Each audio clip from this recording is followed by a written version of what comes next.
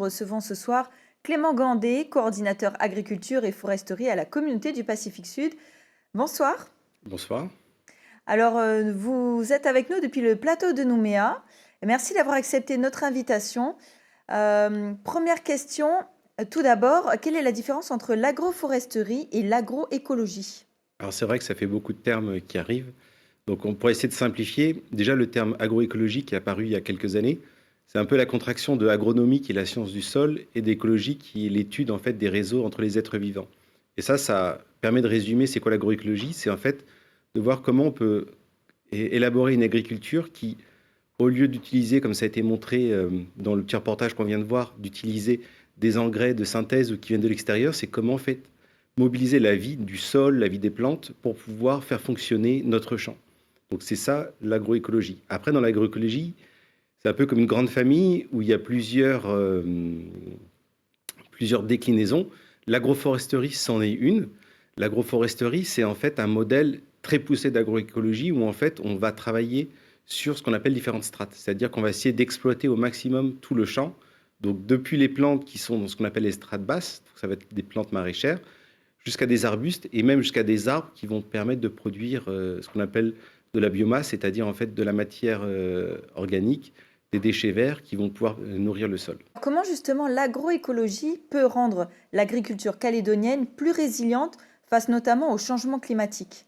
C'est d'avoir le maximum de diversité des plantes cultivées, mais également diversité de ce qu'on appelle les plantes de service.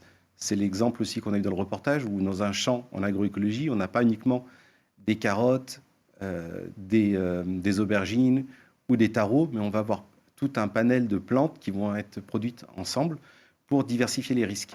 Et on voit qu'aujourd'hui, on a encore une agriculture qui est dépendante fortement de ce qu'on appelle les intrants. Alors c'est un mot qui peut paraître compliqué. Les intrants, c'est en fait c'est les engrais, c'est les graines.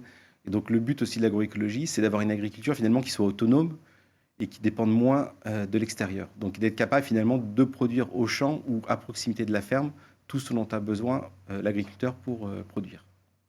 Et est-ce que les agriculteurs locaux sont formés à ces pratiques d'agroécologie et d'agroforesterie? Alors de plus en plus, et c'est pour ça qu'on a eu une bonne dynamique durant ces 5 dernières années. On a travaillé avec la Chambre d'agriculture, on a travaillé avec l'association Agir qu'on vient de voir. Ça a été finalement de regarder un peu quelles étaient les pratiques qui existaient, en tester d'autres de l'extérieur. Et une fois que c'était bien testé, qu'on avait un peu des garanties, parce qu'avant de proposer une solution à l'agriculteur, il faut être sûr que ça marche, parce que derrière, c'est son revenu qui est en jeu.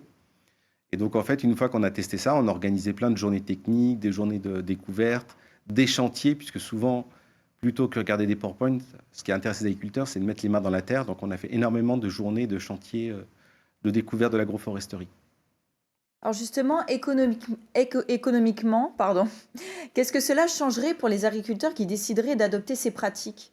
Et il faut plusieurs années pour qu'il soit efficace et qui permette à l'agriculteur finalement de réduire ses coûts de production et donc du coup d'améliorer son revenu et donc de pouvoir mieux vivre de sa production. Et un des challenges qu'on a, c'est de pouvoir aider les agriculteurs dans ces phases de transition. C'est ça un des enjeux, c'est d'être capable d'adapter nos dispositifs de soutien à l'agriculture pour répondre aux besoins spécifiques des agriculteurs qui font de l'agroécologie et de l'agroforesterie. Alors cela ne concerne pas uniquement la Nouvelle-Calédonie, mais il y a quand même une coopération régionale par rapport à l'agroforesterie ou l'agroécologie. Alors quelles sont les initiatives qui sont faites avec les voisins du Pacifique pour ça? Effectivement, et c'est tout l'intérêt de travailler en coopération, puisque l'agroécologie s'intéresse aussi beaucoup au savoir traditionnel. Alors, l'idée, c'est pas de retourner vers le passé, de revenir vers, entre guillemets, le temps des vieux et remettre les pratiques d'avant. C'est plus comprendre ce qui a été fait avant avec un éclairage scientifique pour voir finalement le meilleur qu'on peut prendre des pratiques traditionnelles qui ont nourri pendant des milliers d'années les Océaniens et de voir aussi comment la science peut aider à améliorer ces pratiques. Et donc, en fait, on a échangé beaucoup avec Wallis et Futuna, avec la Polynésie française. On a organisé des échanges entre agriculteurs où des agriculteurs calédoniens ont pu se rendre à Wallis et Futuna, en Polynésie française, pour travailler avec leurs homologues et échanger sur leurs pratiques. On a eu des résultats tellement intéressants que, par exemple, on a réussi en Polynésie française à avoir des parcelles très intéressantes en agroforesterie sur les Tuamotu.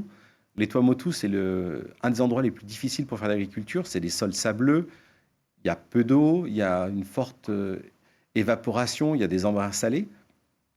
Et du coup, maintenant, on a des échanges qui sont en train de se mettre en place entre les îles Kiribati, les îles Kiribati, c'est un État du Pacifique qui se trouve plutôt dans le Pacifique Nord, qui est composé uniquement d'atolls.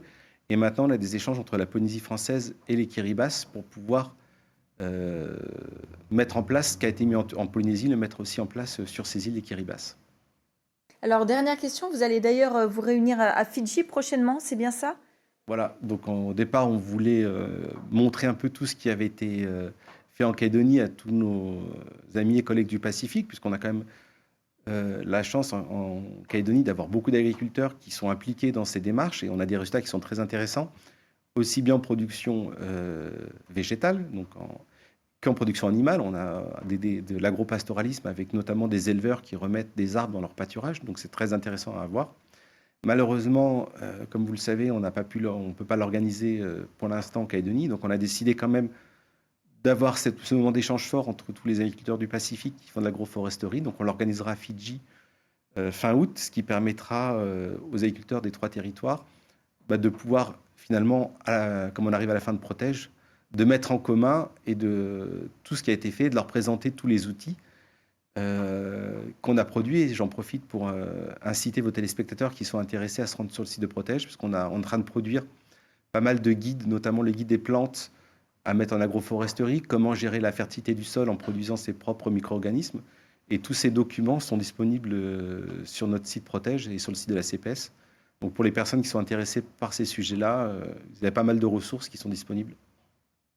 Merci beaucoup Clément Gandé pour toutes ces précisions. Merci à vous. Et continuons d'ailleurs d'aller vers une transition pour une agriculture plus durable. Merci encore et à bientôt.